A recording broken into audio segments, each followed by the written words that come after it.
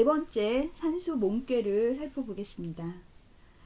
몽은 괴 이름이면서 사리에 어둡다, 어리석다, 어리다 라는 뜻을 가지고 있습니다.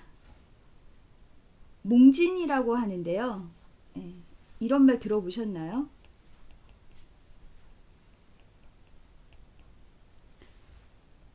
이 몽진이라고 하는 게 이때 몽은 뒤집어 쓴다 라는 뜻으로 먼지, 티끌을 뒤집어 쓴다 라는 의미잖아요. 임금이 난리를 피해서 도성 밖으로 도망치는 것이 바로 몽진이죠. 이 몽자는 사람 머리에 뭔가가 덮여 쓰여 있는 모습에서부터 유래한 글자예요. 그래서 이렇게 사람이 서 있는데 덮어 써 있다 라는 의미인 거죠.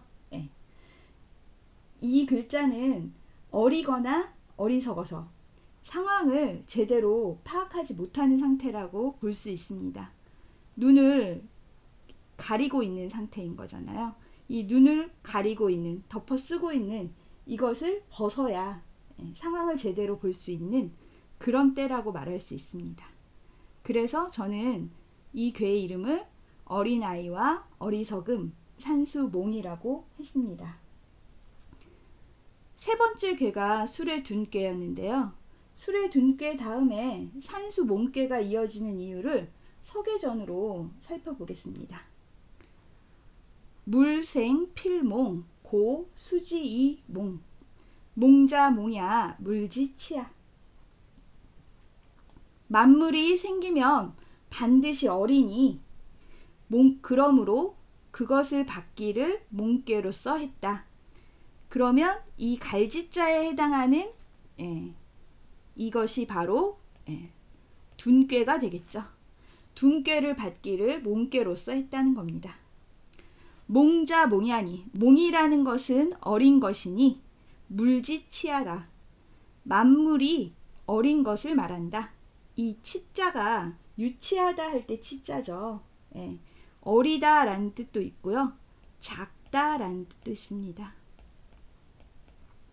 그래서 만물이 어리고 작은 것을 몽이라고 한다. 수레둔꾀에서 둔은 꽉 찬 것이고 만물이 처음 생겨난 것이라고 했는데요. 이 처음 생겨난 것들은 무엇이든 어리고 작기 때문에 둔꾀 다음에 몽꾀가 이어지는 거죠. 몽은 어리고 작아서 세상이 어떻게 돌아가는지 잘 알지 못합니다. 그래서 어리석고 개발되지 않은 상태를 의미합니다. 우리가 왜 목매하다고 하죠. 그 목매할 때도 목매 하다 이렇게 하죠. 이것도 뭘 잘 알지 못한다, 생각이 짧고 어리석다 라는 뜻이죠. 그리고 개발이 되지 않았다는 건 아까 앞에서도 말씀드린 것처럼 뭔가를 뒤집어 쓰고 있는 것처럼 세상이 돌아가는 걸 잘 파악하지 못하고 있는데 이거를 벗겨내면 그러면 잘 볼 수 있게 된다 라는 의미를 가지고 있는 거죠. 아직 어려서 세상이 돌아가는 이치도 모르고 어떻게 살아가야 할지도 모르기 때문에 이럴 때 필요한 것은 자신을 이끌어줄 스승입니다. 스승을 찾아 나서야 할 때가 바로 몽꾀의 때라고 말할 수 있죠.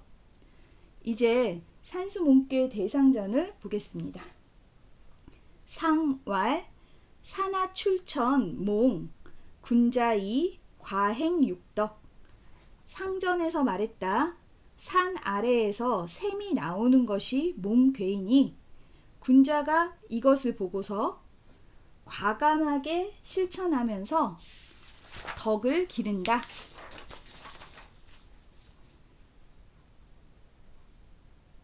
산수몽꾀의 괴상을 보면요. 산을 상징하는 간꾀가 위에 있고 물을 상징하는 감꾀가 아래에 있습니다. 그런데 여기서는 이 물이 셈이라고 했죠.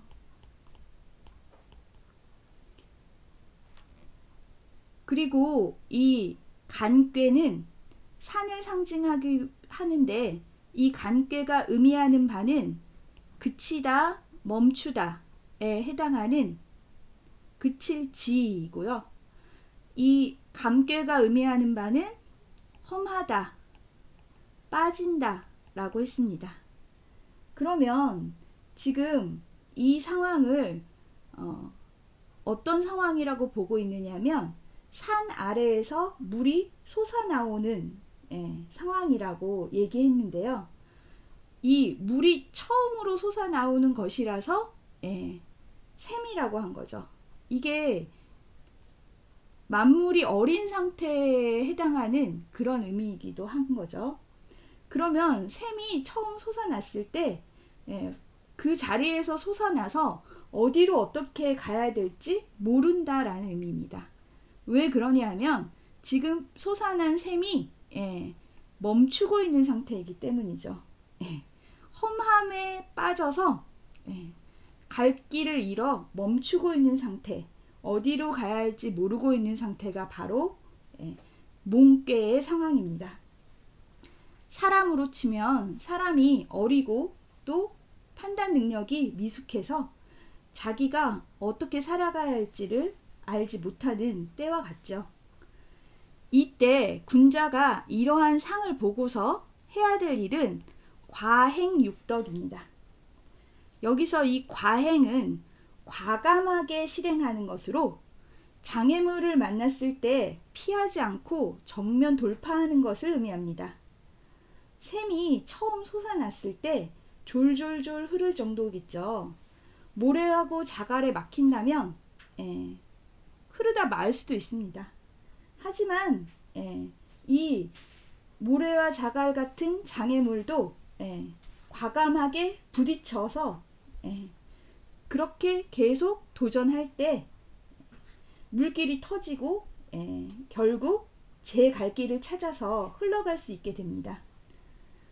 지금 몽꾀는 산 아래에서 샘물이 처음 솟아나와서 흘러갈 방향이 정해지지 않은 상태라고 했는데, 지금은 비록 미약하게 시작한 물줄기지만 이렇게 과감하게 부딪히는 이 에너지를 가지고 계속해 나간다면 결국 냇물이 되고 강물이 되고 바다까지 흘러가게 되는 거죠.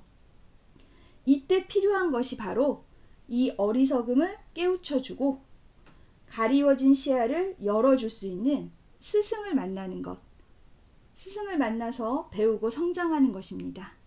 그것이 바로 육덕이 되겠습니다. 그러므로 산수 몽꾀는 자기 삶의 방향성을 찾아나가기 위해 과감하게 실천하면서 덕을 길러나가야 할 때에 해당합니다.